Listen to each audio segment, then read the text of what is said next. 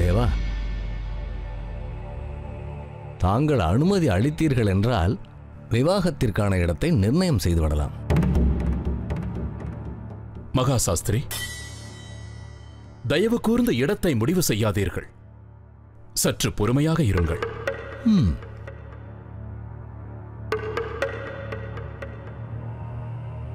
தேவா, தங்களுக்கு தங்களுடைய திருமணத்தை ஜெசூரில் நடத்த விருப்பம் இல்லையா?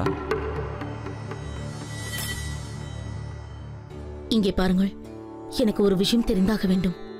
நம் வழக்கப்படி திருமணம் என்பது மணமகளின் இடத்தில்தான் நடக்க வேண்டும். கொஞ்சம் நிம்மசேத், நீங்கள் சொல்வதில் எனக்கு சிறிதும் விருப்பமில்லை. அது மட்டுமல்லாமல் அந்த விருப்பத்தை முற்றிலும் நிராகரிக்கவும் இல்லை. தாங்கள் கவலை கொள்ள வேண்டாம். திருமணம் எங்கு நடக்கும், எப்படி நடக்கும் என்பதை தங்களுக்கு தக்க தருணத்தில் அறிவிப்போம்.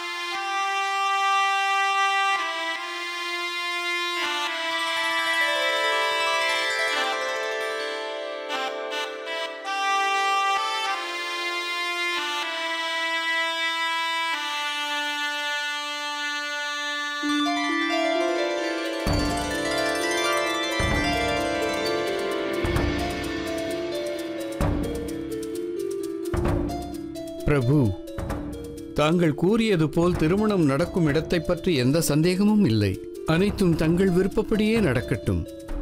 திருமணம் எங்கு நடந்தாலும் எங்களுக்கு சந்தோஷம்தான். பிரபு, கன்னியாதானம் முடிந்தால்தான் பெண்ணாகப்பட்டவள் வாழ்வு முழுமையடையும் அல்லவா? பெண்ணை பெற்றவனுக்கும் பரிபூரண நிம்மதி கிடைக்கும் அல்லவா?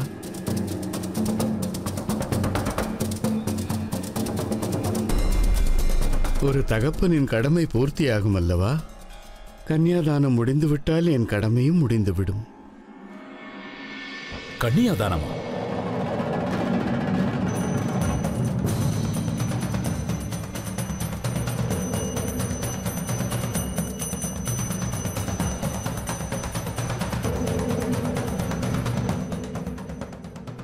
ஒரு பெண் தானம் கொடுக்கக்கூடிய பொருள் அல்ல.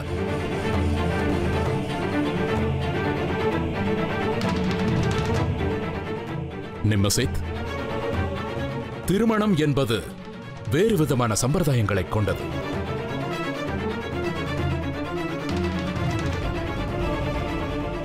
நமது வேதங்கள் கூட இது போன்ற சம்பிரதாயங்களின் முக்கியத்துவத்தை கூறுகிறது.